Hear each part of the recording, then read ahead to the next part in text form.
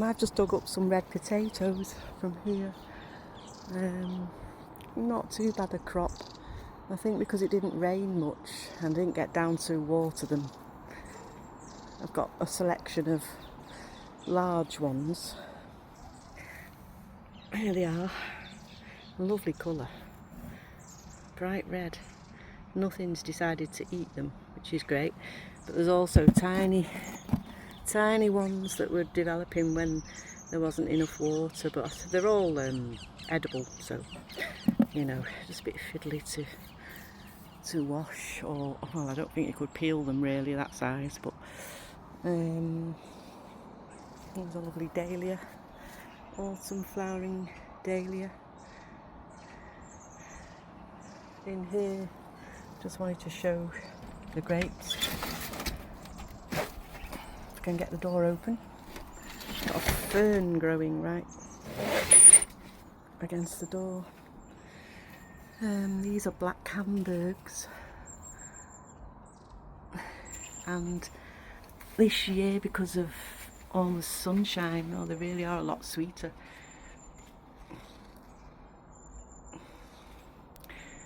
Yeah, it's quite a nice harvest. They have seeds in, but some actually that I've eaten didn't have seeds. I'm not sure why that is. They usually all have seeds, each grape. And they've not really been attacked by any mould or anything, so I'm happy about that.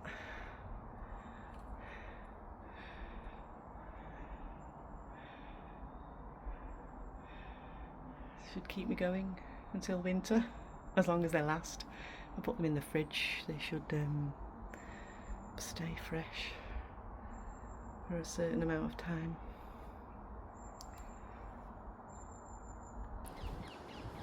There's some noisy birds around today. I think they're oh, it's parakeets actually. I can just see them. Green. Oh, I don't know if I'll be able to capture them. So hard to see.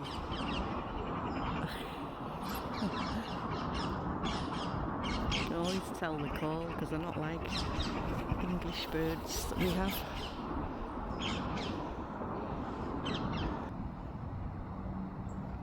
This is a tiny bush variety of quince. You do get trees that grow quince, but this is just a small bush. But the smell from these little fruits is so lovely. It really does fill the air.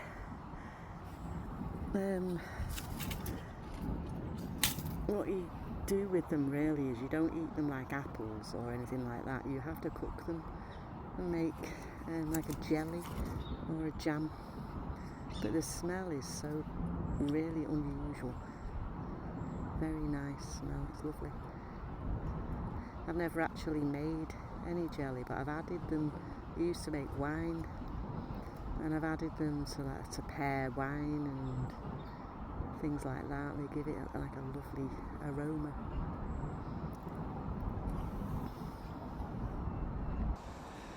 Here's some conference pears. I had a very large crop of these. I've picked a lot off the tree already. Yeah, it's a really bumper year for fruit.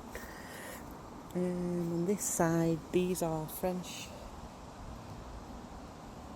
I think they're called Louis Bon de Jersey. Kind of a bit more of an acidic taste to the conference pears. There's not many left actually. The birds have eaten some. And there's some more conference. Pleased with the crop. Yeah, it's been good. I'm going to rake some of the leaves up.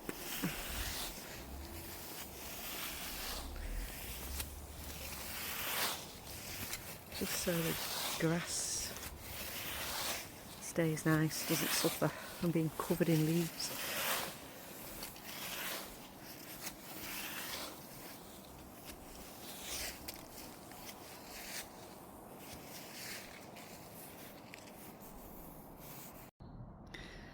What I'm going to do now with the leaves that I've raked up, I'm going to put them into a plastic bag.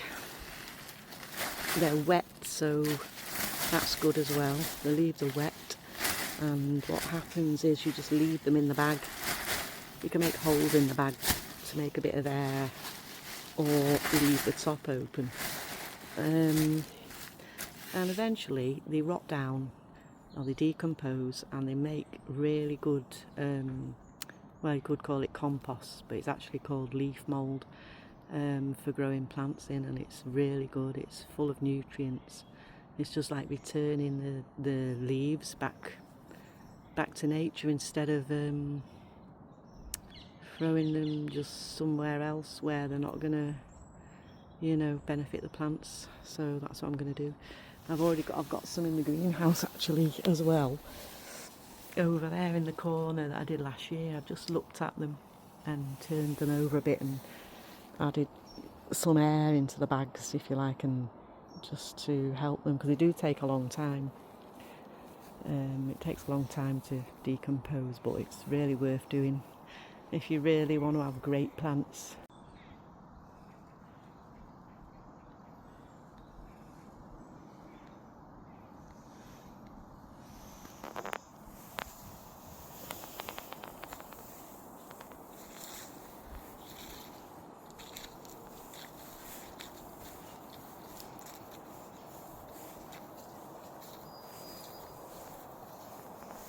This is a blueberry bush, gorgeous flame red leaves.